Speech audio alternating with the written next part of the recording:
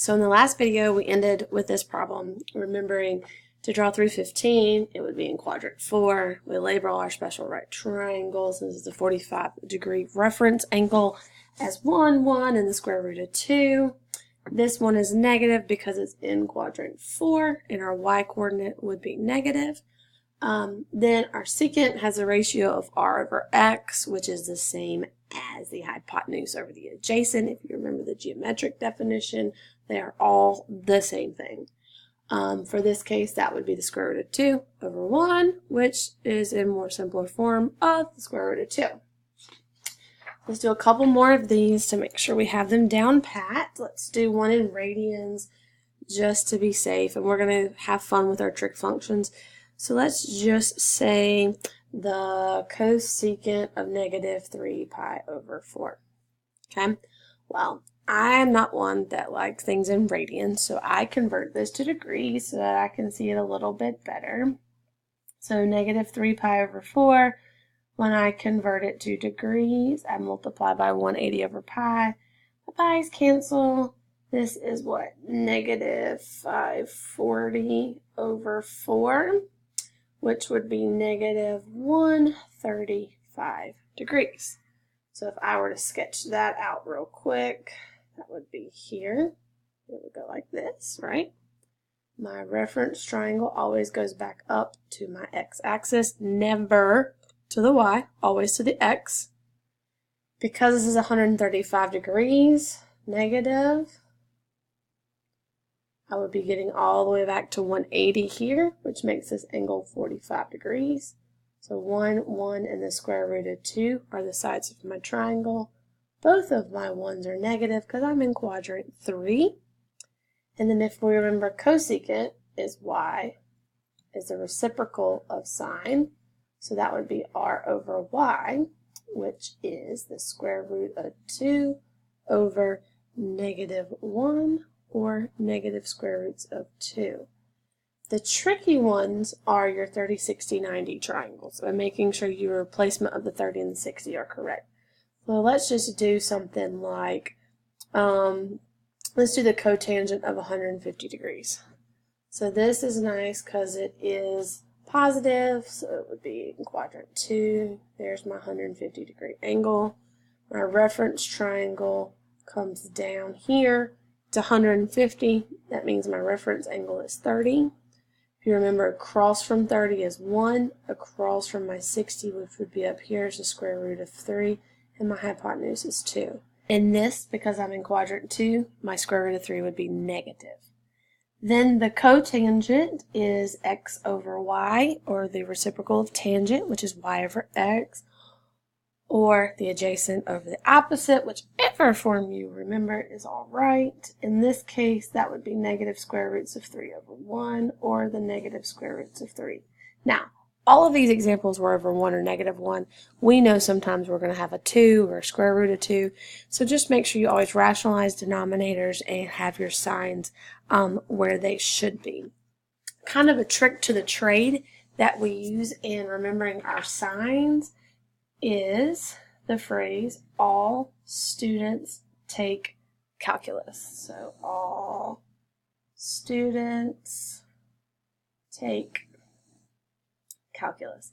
And just like we name our quadrants 1, 2, 3, 4 going counterclockwise, we let the first letter represent that quadrant going counterclockwise.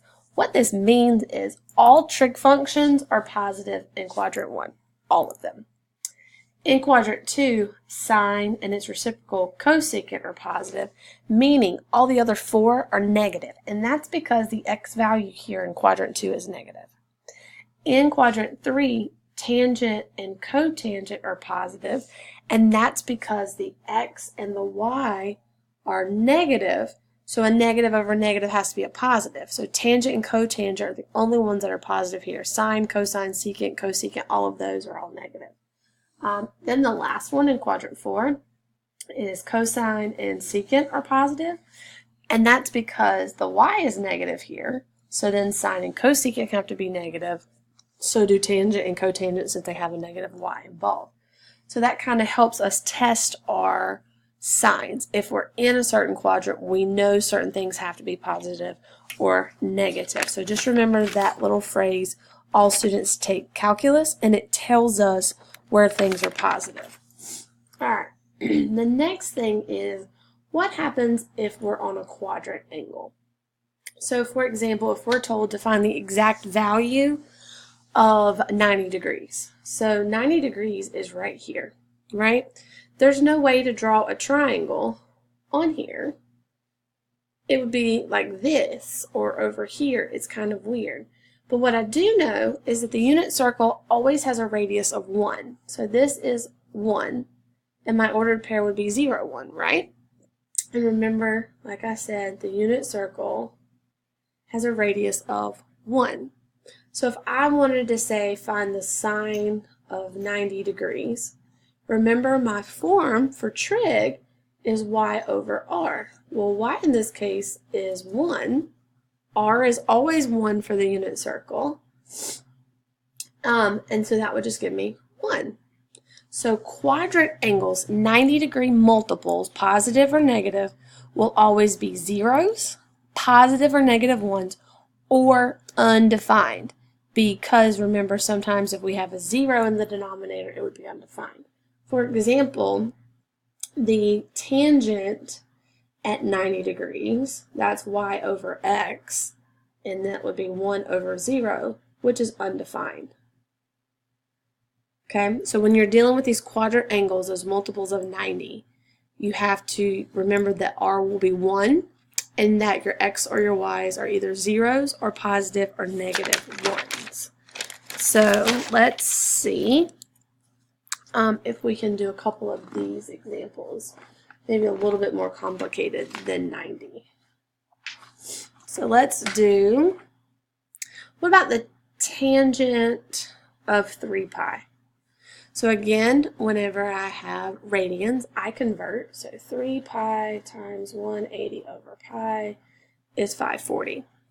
Okay? If I were to graph 540, it starts here.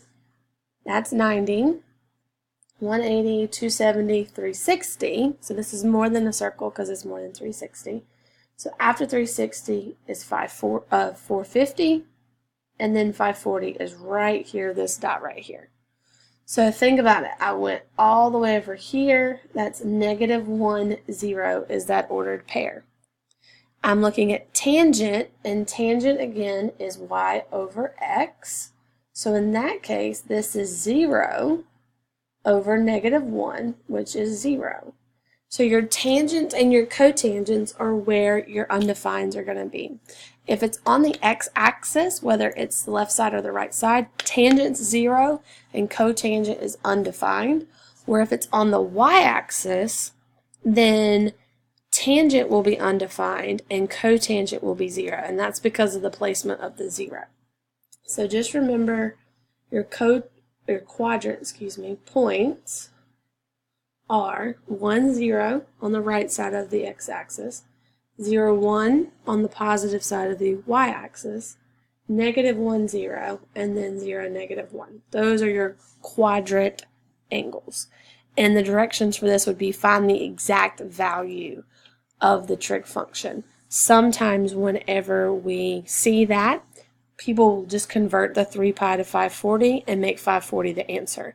But remember, we're taking the tangent of it, so you're looking for a trig ratio. Okay? These give you one last little chart, kind of, to memorize. We've had the geometric definitions, we've had the trig definitions. The last thing is the unit circle definitions. So, unit circle definitions, sine of theta, instead of being y over r, is just simply y, because y over 1 is just y. Cosine of theta would just be x, and my tangent of theta is still y over x. Then cosecant of theta is going to be 1 over y. Secant of theta will be 1 over x, and cotangent of theta would be x over y, still keeping in mind that x can't be 0 here and y cannot be 0 there. So these are our unit circle definitions, so you need to know all three. Geometric, which is your opposite over hypotenuse for sine, Trig, which would be y over r for sine, and unit circle is y over 1, or just simply y for sine, and then all the other 5. Remember, you don't have to memorize the unit circle if you don't want to.